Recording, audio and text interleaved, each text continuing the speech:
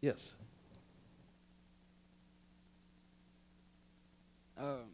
In your research, have you seen anything that may have led you to believe that Mays had any kind of inclination towards black theology as a mode of liberation for Yes, different I people? mean, in chapter 4 of my book, I mean, he is foreshadowing what will come later on. But Mays would not have racialized black theology, say, as James Cone did in the 1970s. But he is thinking that, that theology has to be about the liberation of people, that it cannot just wait for tomorrow. So yes, he is foreshadowing that as well. Yes, absolutely. Hi. I'm wondering, as a biographer, what you most enjoyed about this project, what was the most difficult, and then what was especially the most surprising that you learned about Mays that you didn't know when you started? Well, you know, as a biographer, you expect people to lie. You do. I mean, that's what you have to come to say, look, we all are self-deceiving people, you know? I mean, me too, because, you know, y'all write my biography, and I might tell y'all a lot of things, and you may come and say, oh, that ain't true at all. But he was pretty consistent. That was the thing that amazed me. He's a principled person. And even if I didn't like how he interprets something, I wound up respecting him. And he was humble. And that part of it, I like. The most difficult thing, I think I told you the story yesterday, my most difficult thing that took this project so long to shape is the man has numerous papers. They have not been fully processed at the collection. So it took me, you know, hours upon hours of going, nope, I can't come to speak, nope, I can't come to speak, and then finding the gem of a letter about some important issue facing the community. One of these days, I will tackle a papers project, but right now, I just want to finish this book and get it back to my editor and say, good riddance, you know.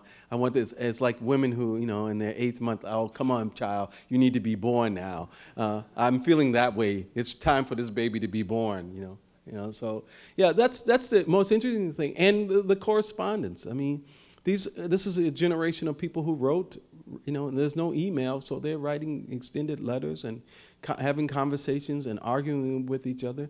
The funniest story I found is that the Mays invited W.E.B. Du Bois to dinner, and this is when Du Bois retires and is living back teaching at Atlanta University. And Du Bois, for whatever odd reason, brings a live duck to the Mays' house. Of course, eventually the duck, they're Southerners, they know how to handle the duck. But in a little note to somebody, Mays says, it was an odd gift that he brought to our house. But, you know, Mays was one of these people that his students remembered. I mean, he, you know, if a student didn't have a suit, he'd give him a suit out of his closet for graduation. So he was important. He was much beloved. Even when he retired, in 1969, of course, student protests was going all over the place, and we forget that at black colleges, student protests were going over it. Well, these Morehouse students trapped the trustees for approximately 29 hours in a room, demanding black studies. Not just a historically white college. You know, I know that KU has this history of the Black Studies movement at KU, but even at black colleges, because it was much more classically bent. And but the students were angry at those students who participated. And some of the students who participated, one was Samuel Jackson, the actor.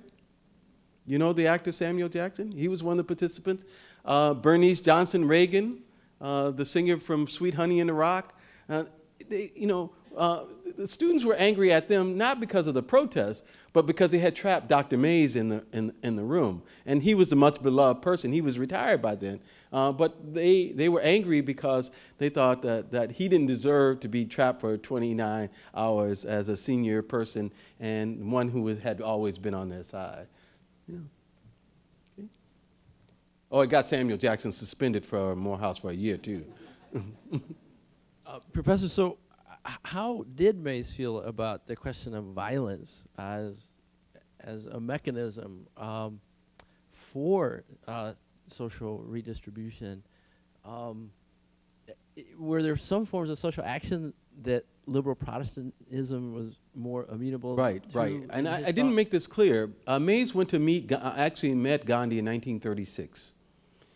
He went on the auspices of the International YMCA movement, and he went in 1936 to meet Gandhi, and he interviewed Gandhi for 90 minutes. And it's actually it's in the Gandhi papers that he comes and meets Gandhi, and he's asking him questions about nonviolence and whether it worked.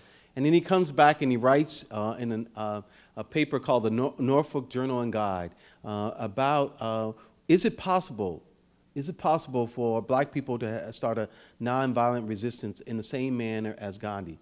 For Mays, the Gandhi movement was important, was a better model of social change than the other model of social change at that time, which was the communist movement. He felt that would, growing up in the South, he felt that kind of revolutionary movement would get black people killed. But he felt like a nonviolent movement being set principally alongside Christian practices would be a better strategy for overcoming Southern segregation. And of course, he and his colleagues, Howard Thurman, Mordecai Johnson, they all preached that. They went around to all the black colleges talking about the little brown man, Gandhi. And this is where King picks this up from. Yes, way in the back there.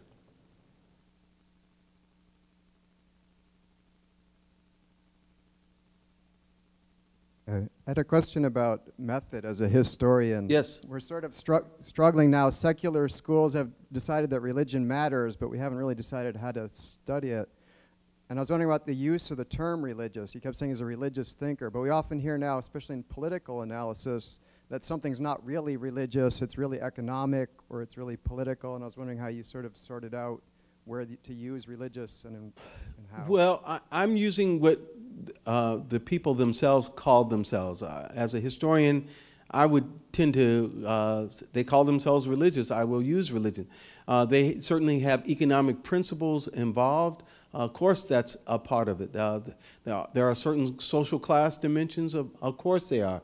But they called themselves religious, and they based their motivation for what they're doing based on their religious principles. And that's, I think that's what we have to accept people on their face value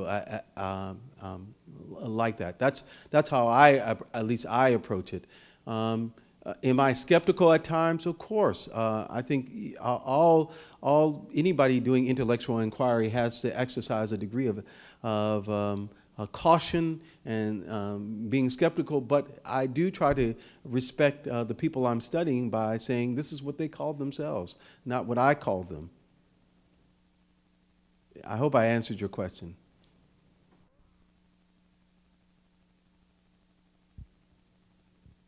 Thank you, Professor Jelks. Thank Please join you. us for some fruit and cheese in the back.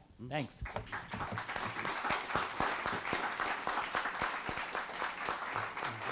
Thank you.